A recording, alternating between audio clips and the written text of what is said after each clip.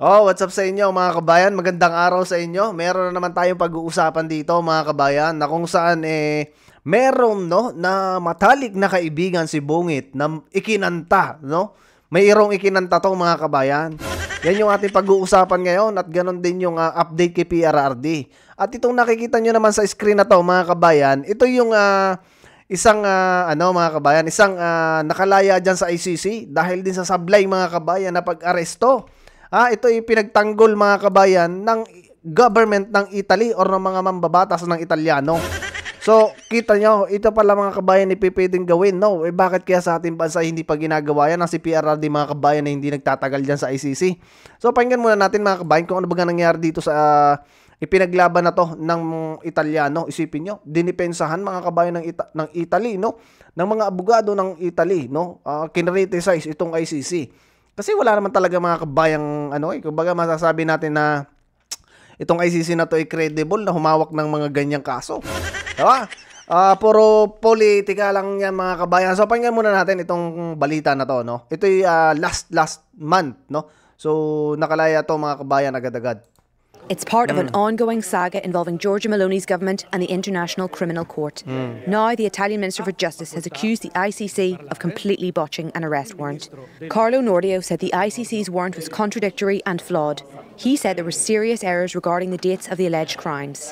It was the court that corrected itself. It was not I who detected the court's mistakes. It detected its own faults and tried to change that 5 days later because it realised that it had made a huge mess. I do not know why they acted in such a hasty manner. The suspect, Osama Al-Masri, itong mga nagtatalo-talo na to mga kabayan, ito yung mga kumbaga sa atin ay Supreme Court. Yan yung mga nagtatalo-talo diyan, pinagtatalunan nila to. Itong kaso na to ni Najim Osima Al-Masri, no? Habish. Yan mga kabayan ay nakulong no diyan sa ICC pero napakabilis na nakalabas dahil ipinagtanggol siya nitong mga Italyano. Najim, head of Libya's judicial police, was arrested in the city of Turin on the 19th of January, only to be released 2 days later and sent back to Libya on an Italian Air Force plane. Al-Masri is the head of the Tripoli branch of a notorious network of detention centres. The warrant accused him of crimes against humanity and war crimes, including murder, torture, rape and sexual violence. The decision to release him and the government's defence drew sharp criticism from Italian opposition lawmakers. Dahil mga kabayan sa criticism no ng mga lawmakers ng Italiano, kaya nakalaya agad. Yung sa atin kaya mga kabayan, ano kaya ang ginagawa ng mga natin diyan, mga mambabatas o yung mga hukom natin, no? Bakit kaya hindi pa to mga to gumagawa ng aksyon? Nang si PRRD mga kabayan ay makalabas na rin. Kita niyo yon na talagang mayroong mga ginawang kasalanan at heinous crime, isa lang ang paghuli no ng ICC iyon, pinagtanggol mga kabayan ng mga Italyano.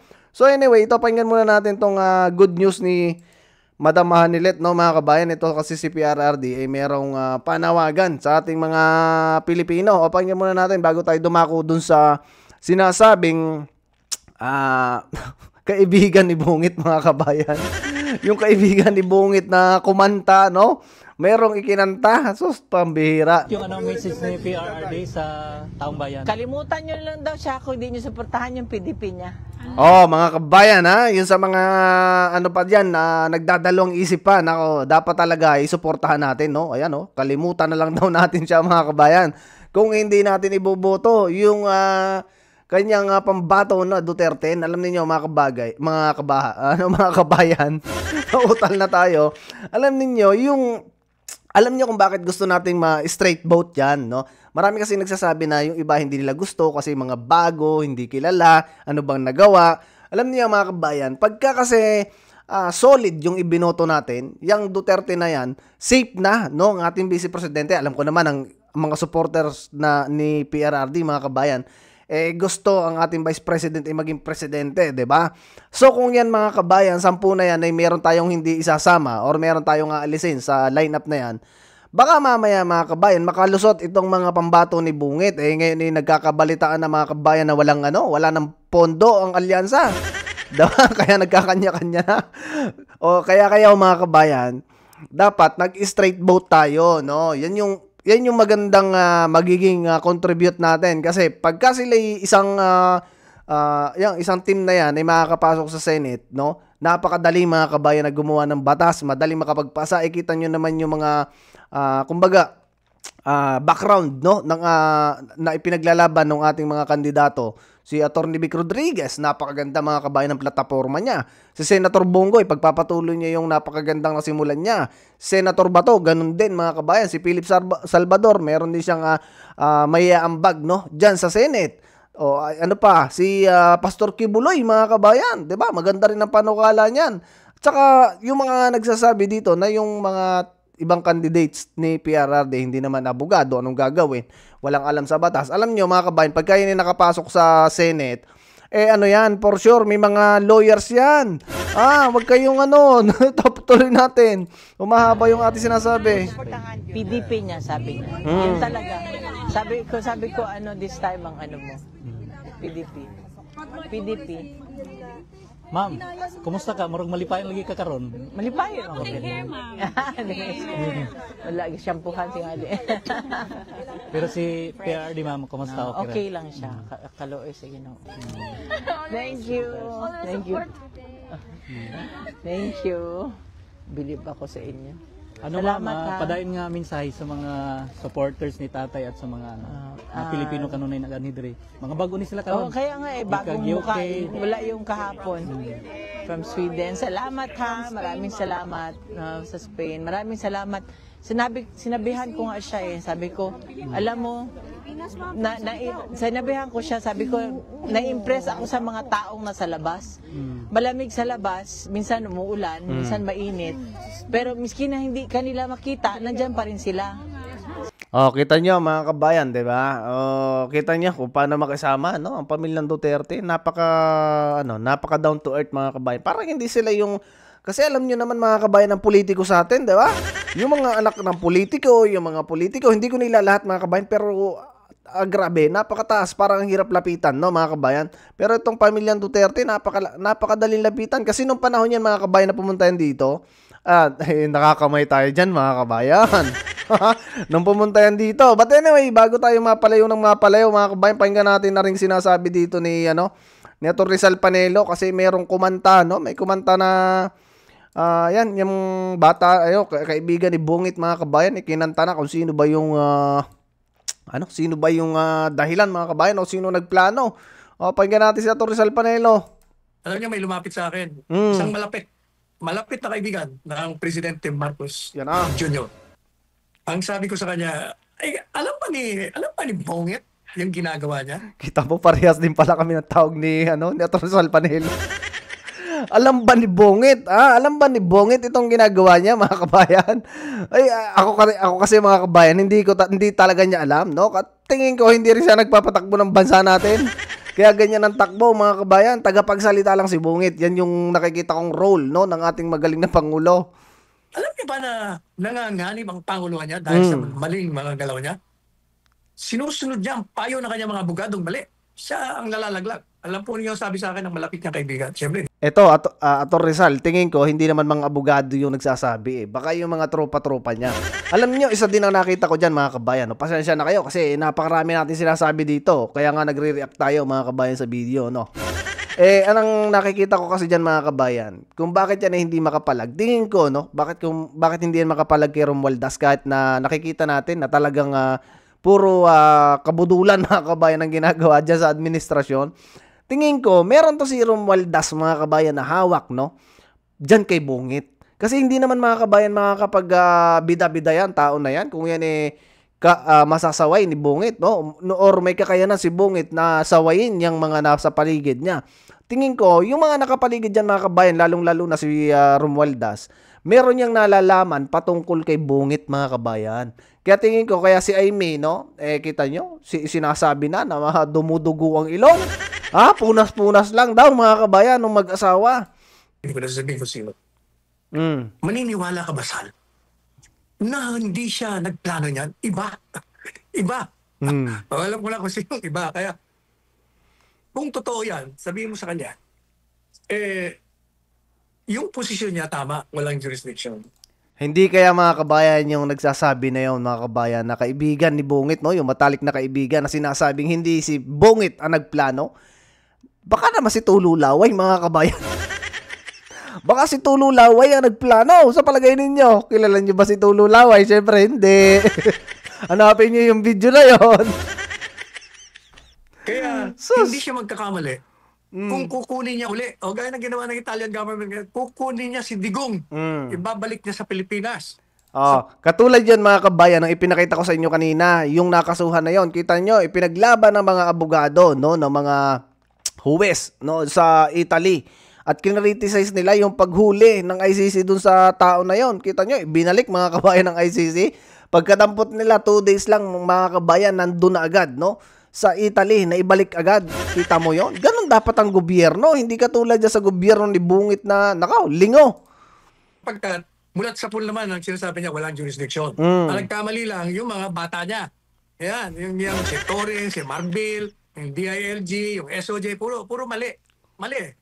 Pero, yung presidente, tama, walang jurisdiction. Magkamali lang patupad. Kaya sabi ko, aminin niya na mali yung mga bata niya, kunin niya ulit, dali niya rito. Maniwala kayo, matitigil yung pagpuprotesta ng taong bayan. Kasi ako, pag hindi niya ginawa yan, talagang mapanganib. Alam niyo, sabi ko, nakalimutan niya na ba nangyari sa kanyang aba? Nakalimutan niya na ba nangyari kay Erap Estrada? Mauulitan na ba yan? Ayaw natin yan. Sabihin mo sa kanya, ayaw na ayaw ng grupo ng Duterte yan. Sapagkat pag ginawa yan, balik na naman tayo, bagsak na naman ang ekonomiya natin. Ito, nalugmok na nga, lulugmokin na naman. Sabi niya, gusto ko sana i-reconcile yung dalawa. Gawin mo.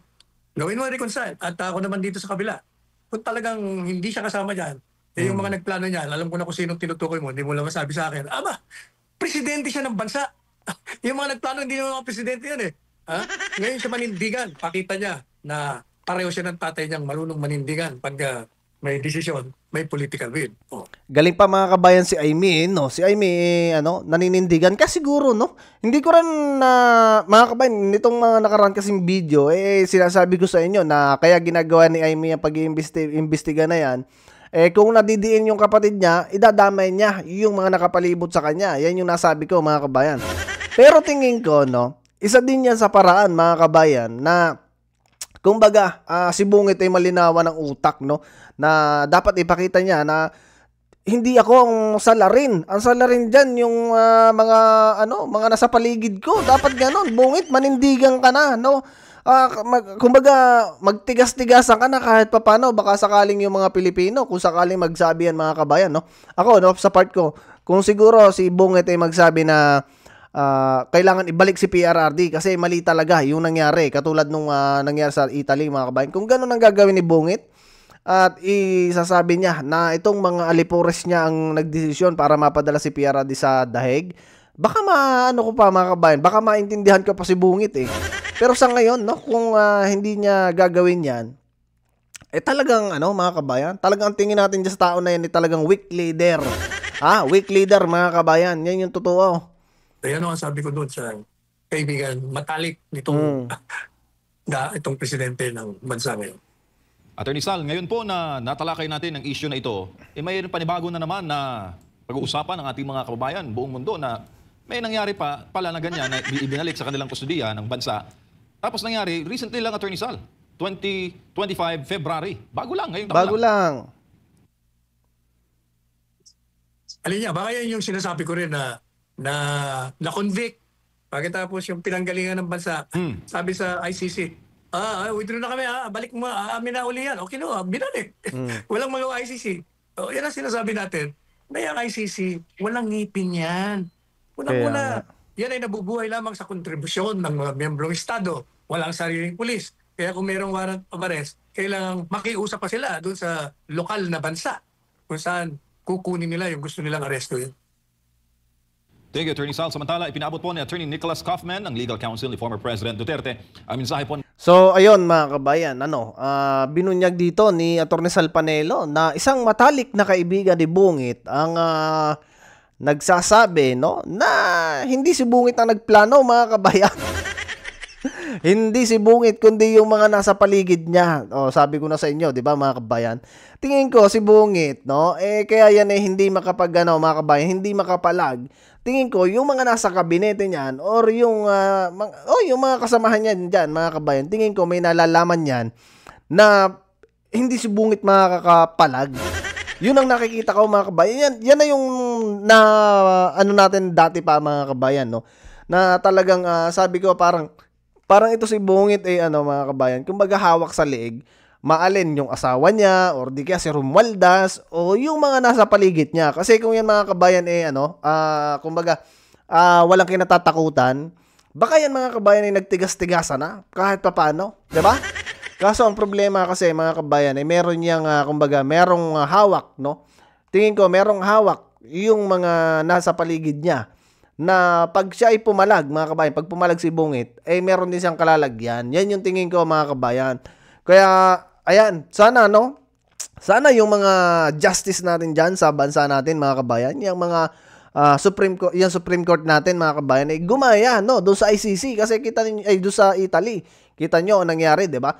Palibas at mali ang pagdampot at wala silang jurisdiction mga kabayan sa bansa na 'yon. Kita niyo na ibalik, 'di ba? Ura-urada na ibalik yung nag-commit ng karamal-dumal na krimen din, diyan sa Italy. O kita mo 'yan, 'di ba mga kabayan? Ganun pala dapat. So nasa bansa na lang natin mga kabayan or nasa gobyerno na lang natin talaga ang isang paraan para ang ating dating pangulo ay maibalik sa ating bansa. So anyway mga kabayan, suportahan natin, nalalapit na mga kabayan ng eleksyon, ilang weeks na lang, eleksyon na. Suportahan natin ang ating Duterte, sabi nga ni PRRD, pag di nyo sinuportahan yan, wag nyo na daw siyang intindihin, ha? Kalimutan nyo na lang daw mga kabayan si PRRD. So anyway, ayan, hanggang dito lang muna ang video natin mga kabayan. Ingat kayong palagi at maraming salamat sa pagsuporta nyo dito sa ating channel, sa pagla-like, sa pag-share, at sa pagbibigay ninyo ng inyong opinion dyan sa comment section. Adios muna mga kabayan at ingat kayo palagi.